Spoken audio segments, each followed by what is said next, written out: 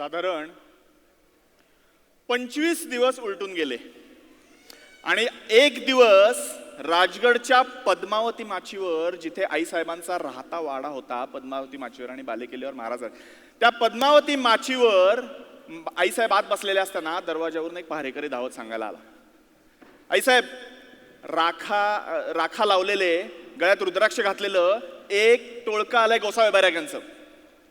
आईसाहेब म्हणले, गोसावी बैरागी काय हवंय त्यांना? आईसाहेब आता थकल्या होत्या.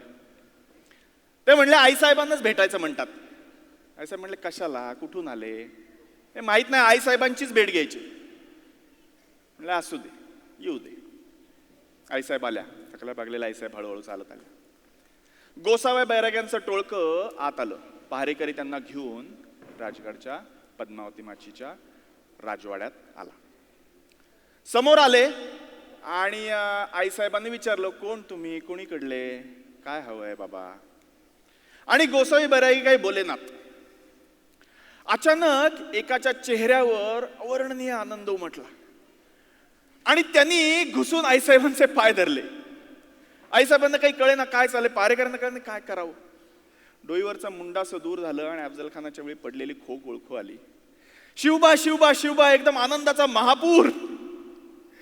कोणालाही खबर लागायच्या आत, स्वराज्यात इवन समजायच्या आत महाराज राजगडवर दाखल झाले.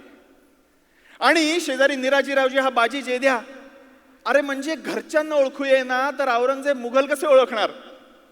स्वराज्यात आनंदी आनंद उडाला.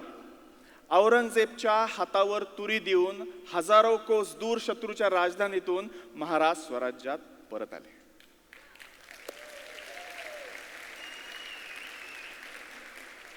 राजगड गरुडाच्या घरट्यात आले. आता आकाश पाताळ एक केलं तरी औरंगजेब तुला ते सापडणार नाहीत.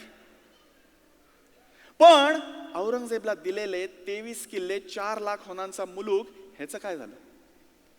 3 वर्ष महाराजांनी ठरवलं शांततेत घालवायची आणि त्याच्यानंतर ठरवलं एकच जंगी मोहीम उघडायची आणि सगळे किल्ले परत घ्यायचे.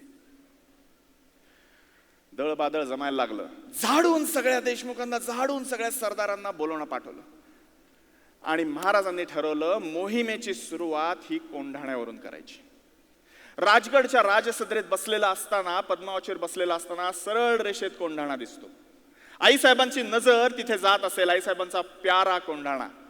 पुरंदरच्या तहात जेव्हा दिला गेला त्यावेळेला आईसाहेबांचा मुक्काम हा कोंढाण्यावर होता आणि वेढा पडला होता आणि तो मिर्झाराजांची तह करून द्यायला लागलेला कोंढाणा. वर्ष 2-3 वर्ष उलटली होती. एक म्हातारी त्याच्याकडे रोज रोखून बघायची. जिजाबाई, तिने शब्द फेकला असेल की हा कोंढाणा ताब्यात घ्या, इतिहास ते टिपून घ्यायला विसरला. आणि महाराजांनी ठरवलं की मोहिमेची सुरुवात ही कोंढाण्यावरूनच करायची आणि त्याच्यानंतर जवळपास 60 किल्ल्यांची मोहीम आखली होती. काही महिन्यात घेतला छापा की घेतला गड.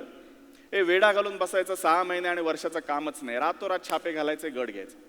पण कोंढाणा घ्यायचा महाराजांनी शब्द फेकला. बाप रे, इतका अवघड किल्ला, म्हणजे जणू औरंगजेबच्या बादशाच्या किमॉशवरचा तुराच उपटून आणायचा जणू.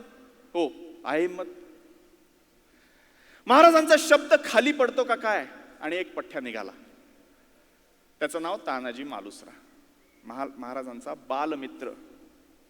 दोघं एकत्र खेळले आणि एकत्र मोठे झाले. जीवा भावाची मैत्री, शिवराय आणि तानाजी. आता हा मोठा रांगडा गडी झाला होता.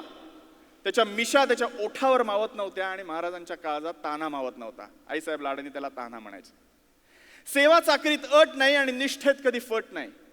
देहाचा विचार नाही की संसाराचं भान नाही. असा हा तानाजी मालुसरा. त्याला प्रेमाने सुभेदार म्हणायचे, कारण त्याला सुभेदारी होती. 1000 मावळ्यांचं पायदळ त्याच्या हाताखाली होतं. पुढे जाऊया राजगडच्या राजसदरेवर आणि बघूया काय होतं ते.